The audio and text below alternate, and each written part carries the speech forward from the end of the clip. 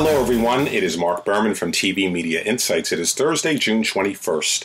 I would like to welcome you back to our daily videocast, and I would like to begin with Justin Bieber. Apparently viewers across the country do not have Bieber fever. Now, last night NBC aired the first of two parts of coverage of Justin's current concert tour, I presume, and it aired at the 8 o'clock hour. Based on the overnight markets, these are 56 metered markets, it scored a very distant fourth place 2.3 rating.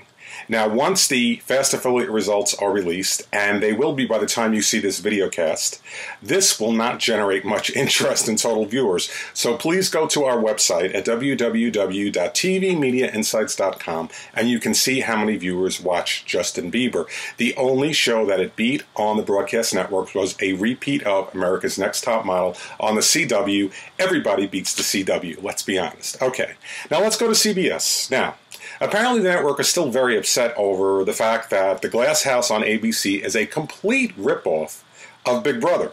So, in response, or in fun, it issued a mock press release. Translation, this is not real, but apparently they have said they are developing a show called Dancing on the Stars.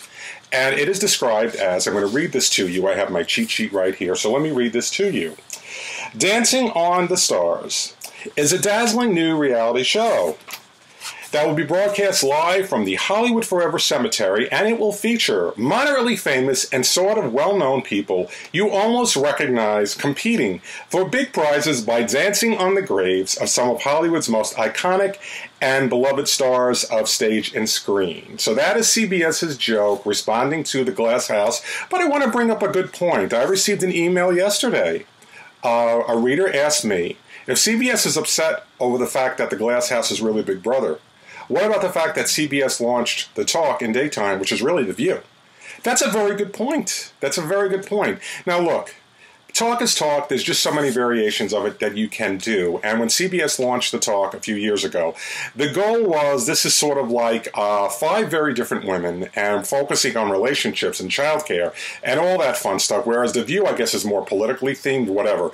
Regardless, The Talk is a ripoff of The View, and The Glass House is exactly Big Brother. And I think CBS should be very happy because I presume that more fans like myself will be anxious to have Big Brother come back. It returns on Thursday, July 12th at 8 o'clock Eastern Time, and I think this Glass House will help the ratings for the Big Brother. I really do.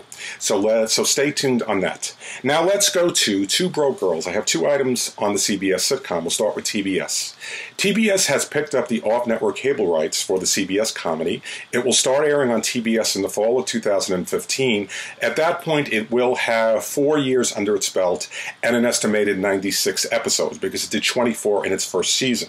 And that's very good news for the actors. Of course, they're going to have a long-time job. Then, if you go to first-run syndication, let me just switch gears here on my cheat sheet, both Mike and Molly and Two Broke Girls have been acquired by Weigel and the CBS television station. So those are 2 station groups. Combined, they total about 35% of the country. Mike and Molly will premiere in off-network syndication in fall 2014, then Two Broke Girls a year later in fall 2015. And the good news about comedies like this is you have to keep in mind that recently there was what we called a sitcom drought. There wasn't a lot of hit comedies. And ultimately, when a show is on the air for about 4 years, it goes into off-network. So we weren't getting a lot of hit off-network sitcoms, but now we are getting them because there are more hit comedies on the broadcast networks, thanks in particular to CBS and, of course, Modern Family on ABC. So Two Broke Girls and Mike and Molly head to off-network syndication. Good for them. Let's go to TNT. Now, last night was the 3rd episode and the 2nd week of Dallas. I hopefully will have some news for you in the ratings this afternoon. I have not seen overnights yet. My prediction is it will come down probably 15 to 20%. And last week, remember, it started with 6.86 million viewers, which now is the most watched new scripted cable drama of the year so far. Now, let's go to Rizzoli and Isles on TNT. It opened up its new season this past Tuesday. And TNT is reporting 5.4 million viewers. Actually, it didn't open its season. I take it back. It was the 2nd episode of the current season. It picked up steam. That's what I meant to say. You have to keep in mind, I'm in New York, and it's about 100 degrees here. It's very hot. Okay, 5.4 million viewers. It was up about 5% week to week. The problem is the lead-out show, which is Franklin and Bash, dropped to 3.3 million. So when you go from 5.4 to 3, that's a big drop, and I'm not necessarily sure Franklin and Bash will get a third season, but Rizzoli and Isles is still a very big hit for TNT.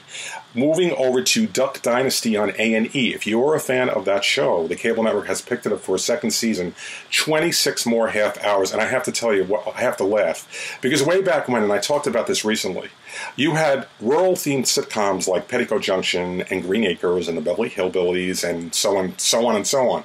Now you have rural-themed reality shows like Duck Dynasty, Hillbilly Handfish, and they do very well.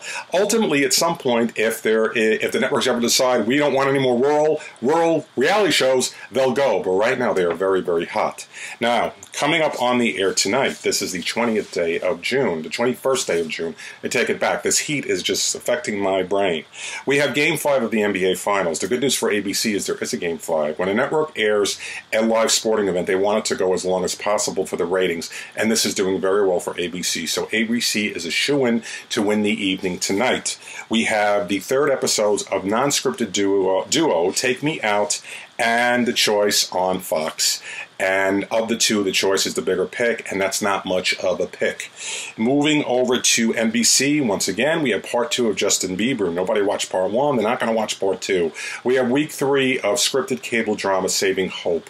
It is not doing well, and it skews older, and I don't think you'll see it past this summer. If it continues in Canada, that is. And then Rock Center with Brian Williams at 10 o'clock, which I think is the worst scheduled returning show on the full schedule. NBC should not be wasting Thursday at 10 o'clock for Rock Center with Brian Williams. It should not be. Now, coming up on the air tonight on cable, if you're a fan of the Jersey Shore, it's not the Jersey Shore. It's Snooki and JWoww. They have their own show debuting on MTV at 10 o'clock. It will follow the escapades of the two in another part of New Jersey. I guess, listen, Jersey Shore's a hit. They already spun off Pauly D. These two get a show. Who knows who's coming next? But the Pauly D show was not a hit. And then finally, if you're a fan of a scripted comedy, Wilfred on FX, it opens up its new season tonight at 10:30 on that cable network. I don't watch it, but I am going to make an admission. As I try to be honest, I'm going to check out Snooki and JWoww. I'm not the target demographic, but what the heck. That is our video cast today. I want to thank you very much for joining me. If you're on the East Coast, please stay inside in air conditioning. You'll be better off. Not under hot lights like I am right now. But thank you for joining me, and I will be back with more news about my favorite medium, television, tomorrow. Signing off, Marc Berman.